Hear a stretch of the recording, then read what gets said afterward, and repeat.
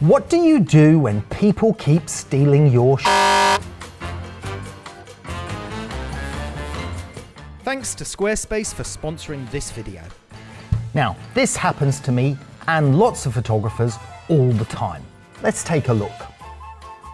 A beer company in Brazil blatantly using my work without my permission. A website template company using my whiskey image.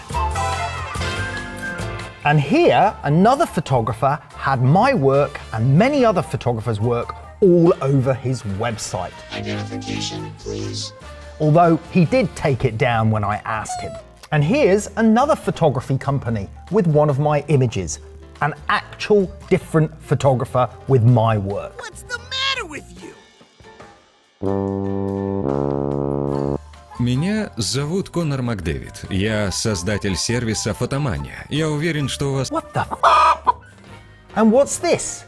International Addiction Services using my hawk image. And here's my paint explosion image being used by several different companies, none of which have my permission.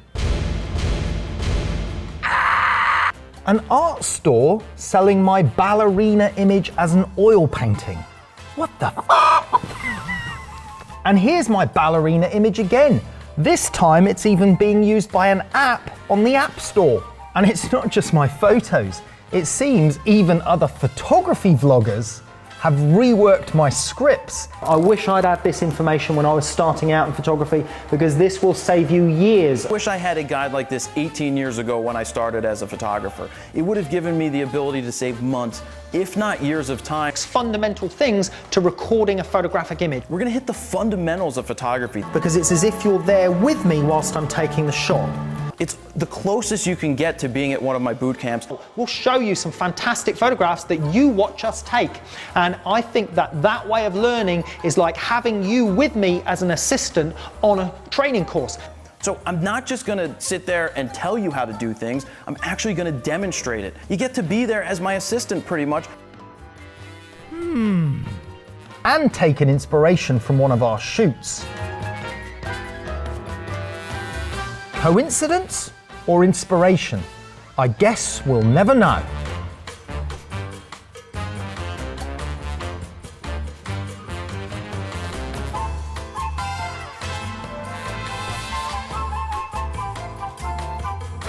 They say though, plagiarism is the highest form of flattery.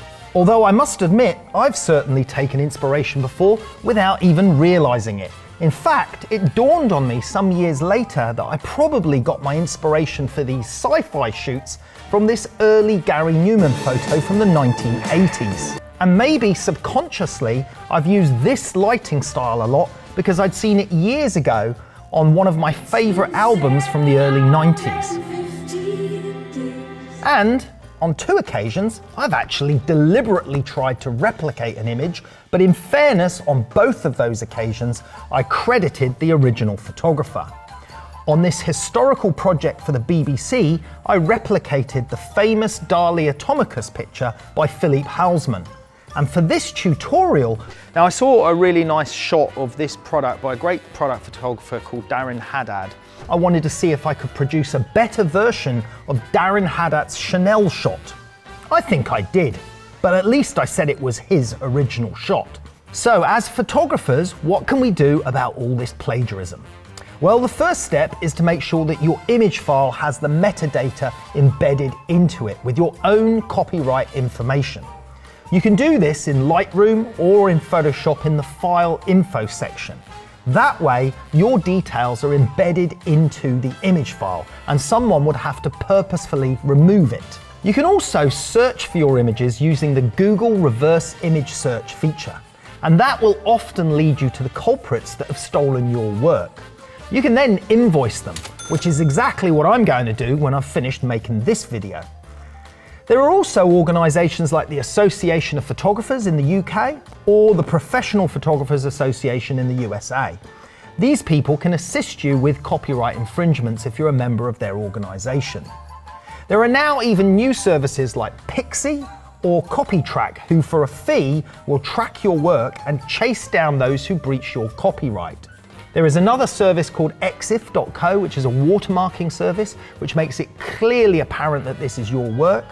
And of course, you can simply take legal action yourself against those that have used your work commercially without your permission.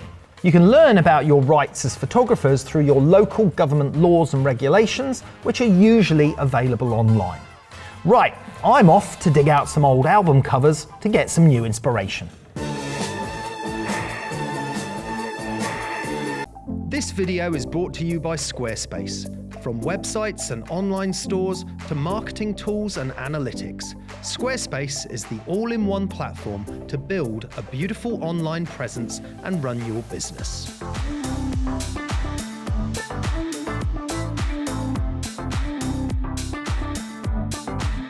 Head to squarespace.com for a free trial. And when you're ready to launch, go to squarespace.com/Karl to save 10% off your first purchase of a website or domain.